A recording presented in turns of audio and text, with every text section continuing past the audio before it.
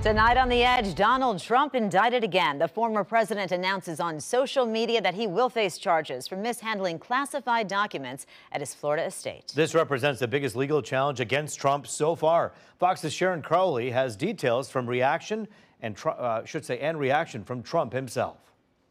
I'm an innocent man. I'm an innocent person. Former President Donald Trump says he's been indicted again, this time on federal criminal charges in Miami, Florida. He first posted about it on Truth Social, saying, quote, "I have been summoned to appear at the federal courthouse in Miami on Tuesday at 3 p.m. I'm an innocent man. I did nothing wrong. And we will fight this out just like we've been fighting for 7 years. Special counsel Jack Smith is looking into whether the 2024 presidential candidate broke the law by keeping hundreds of documents marked classified at Mar-a-Lago, Trump's Palm Beach, Florida estate. Doug Burns is a former federal prosecutor here in New York City. They were looking at three things: mishandling of highly sensitive intelligence information, mishandling of defense information, and some type of obstruction of justice in connection with not properly responding to legal process, subpoenas and requests for those documents. The Justice Department did not immediately publicly confirm the indictment, but according to Fox News, he's been charged with at least 7 counts involving obstruction of justice, conspiracy, and illegal retention of classified government material.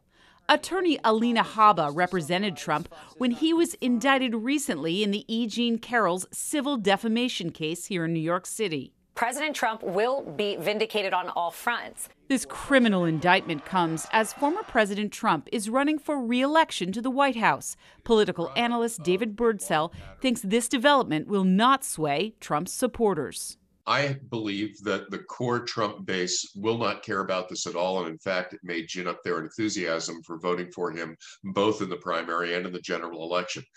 We've seen this playbook before with Donald Trump. When he is indicted, he immediately starts calling the investigation illegitimate, as he has already with this investigation. Sharon Crowley, Fox News. Today we are charging Mr. Al-Gaham with 1 count of first-degree premeditated murder and 1 count of felony firearm. For the second time in a month, a Detroit gas station clerk is charged in the death of a customer. 40-year-old Moad Al-Gaham is accused of shooting 25-year-old Anthony McNary after a failed shoplifting attempt early Monday morning. We're told McNary attempted to pay for the beef jerky after he was caught trying to steal it, but Al-Gaham instead locked him out of the store and then opened fire through the glass, killing him. McNary was not armed. Al-Gaham faces life in prison if convicted. And it was just last month another Detroit gas station clerk was charged in the death of a customer. In that case, the clerk was also of Middle Eastern descent and the customers were black. It is raising the question, can relations improve between these two communities within the city? Fox 2's Camille Amiri spoke to some community activists about this issue. She joins us live in Detroit. And Camille, what do they have to say? Well, this is definitely an issue that needs to be addressed, and they've been working on this for years, and they both believe that they've made progress, but they believe now is the time again to start speaking about this.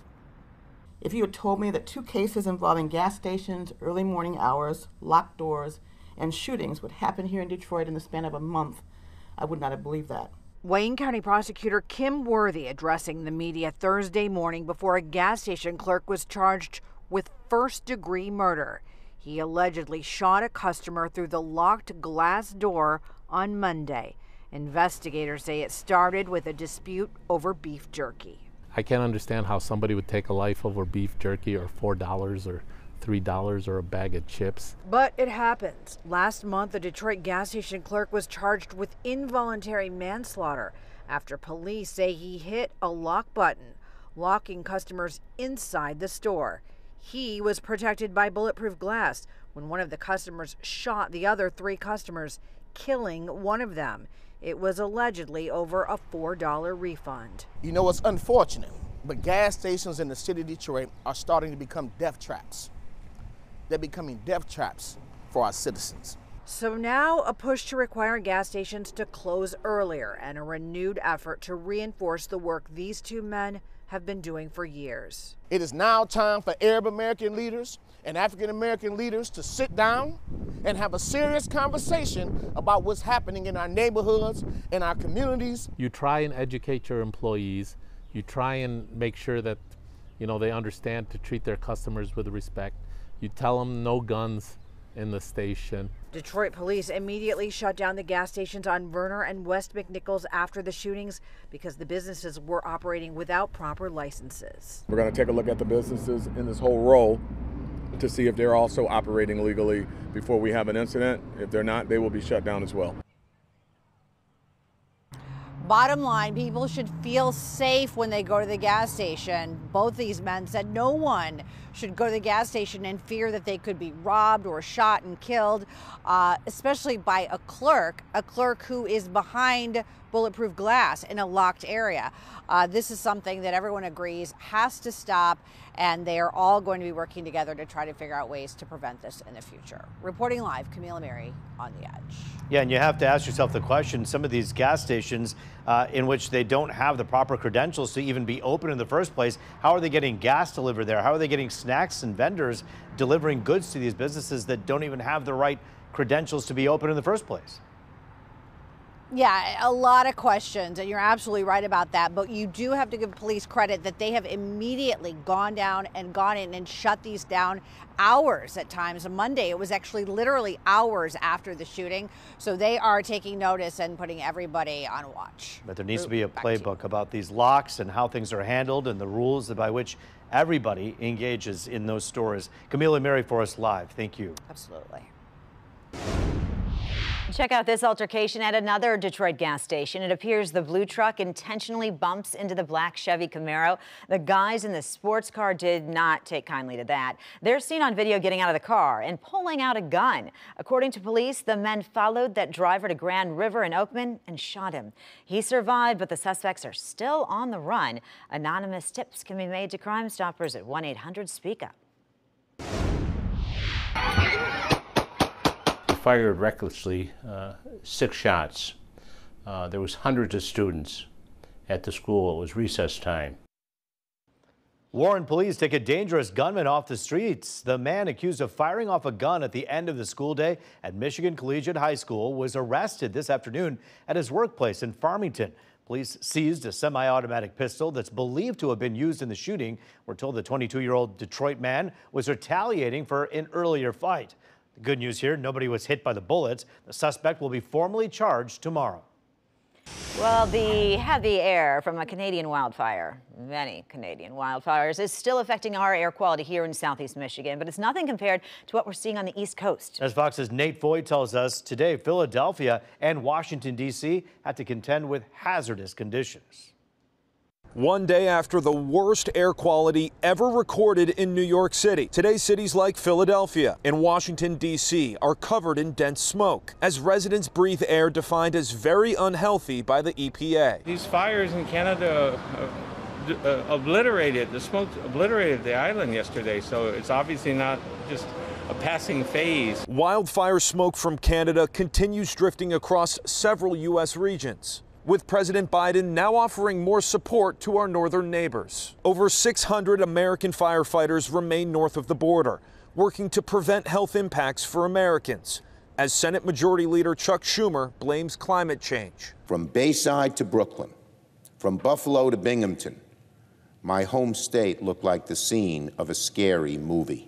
Over 100 million Americans are under air quality alerts as ground delays impact travel at New York's LaGuardia Airport and New Jersey's Newark International. While baseball is back at Yankee Stadium tonight, but is canceled in our nation's capital as the smoke from up north continues moving across the country. The smoke is expected to clear off the East Coast sometime Saturday morning, but before then tomorrow, central and western Pennsylvania are expected to get the worst of it. Reporting in Jersey City, I'm Nate Foy, Fox News. Well, we are still waiting right here at home for the smoky skies to clear here, too. Some rain this weekend could help us out a little bit. Here's Rich Luderman with our forecast. Hi, Rich. Amy and Rube, we do have some wet weather coming for Sunday, Monday, and Tuesday of next week. Now, we are watching this dry pattern continuing. There's low pressure spinning over New England. It is dragging down that smoke from central Quebec all the way down into the Great Lakes. Now, that's going to continue tonight and tomorrow. But then by Saturday, the upper level pattern is going to shift, and that means the smoke is going to be peeling away to the east. Just some fair weather clouds out there right now, pretty quiet. We're going to show you the smoke for tonight. Tomorrow, it's going to be with us. And then Friday night into Saturday, the heavier smoke, again, moves into the eastern Great Lakes. Good riddance for us, but they'll be dealing with it for eastern Canada and the mid-Atlantic for a while longer. Friday around here, smoke and haze. There is an elevated fire risk, so no campfires burning, no brush fires, that's for sure. It's been dry. 19 days that we've had no rain. Showers are likely on Sunday. Let's take a look at that air quality alert in effect for tonight and tomorrow with that smoky haze. How about live pictures from the Soo Locks? There's a freighter just about to enter the lock there on the right. Looking good up there. It's cooler at 50 degrees. We made it to 77 today with the haze and the smoke. 49 this morning low. It was cool this morning. Take a look at these current numbers. 62 in Howe, 63 in Monroe, 54 up there in Port Huron right now. That's kind of chilly for St. Clair County. The flow is light from the east and northeast. Take a look at these numbers. A lot of green on the map. 62 Chicago. And for us, 63 Grand Rapids, 54 up there in Pellston. But high pressure keeps us dry for tonight and tomorrow into Saturday as well. Now, Saturday is going to be a warmer day as we get a southwesterly push that drives the smoke out of here. Saturday is going to be the day to be out and about. For the rest of tonight, hazy and dry down to 52. Tomorrow, back to 77. Hazy again on Friday, back to numbers in the upper 70s. And then check out the 7-day forecast. 83 on Saturday. Finally, rain showers in the forecast for Sunday, Monday, and Tuesday of next week. That's exactly what we need, and that's what's on the way. Rupert and Amy, a full check at 4 a.m.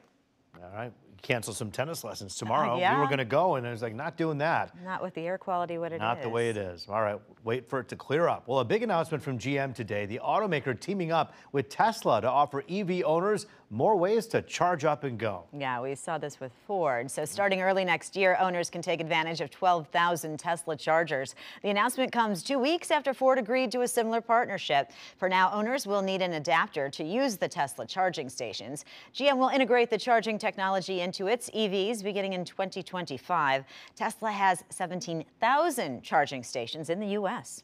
Toyota expanding its plant just outside Ann Arbor and investing in young minds, adding a first-of-its-kind STEM program called Driving Possibilities. It'll focus on preparing kids for future careers. The automaker will invest over $47 million into the plant located in York Township. The investment also includes a battery testing facility for the research and development campus.